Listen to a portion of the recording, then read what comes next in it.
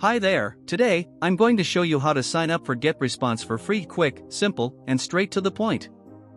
Alright, let's get started. First, check the description or the first comment. There's a link that'll take you straight to the GetResponse page we'll be using. Go ahead and click it so we can follow along together. Once you're there, find the Create Free Account button and click on it. Now, just fill in your name, email address, and a password. Make sure it's something secure, but easy for you to remember. When that's done, click Create Free Account. In just a few seconds, you'll get an email from GetResponse with a confirmation link. Open it, click Activate, and you're all set. That's it. You now have a free GetResponse account with 30 days to try out all their premium features, no credit card needed. It's a great chance to see what it can do for you. If this quick guide helped, hit the like button, share it with someone who might find it useful, and don't forget to subscribe for more easy tutorials.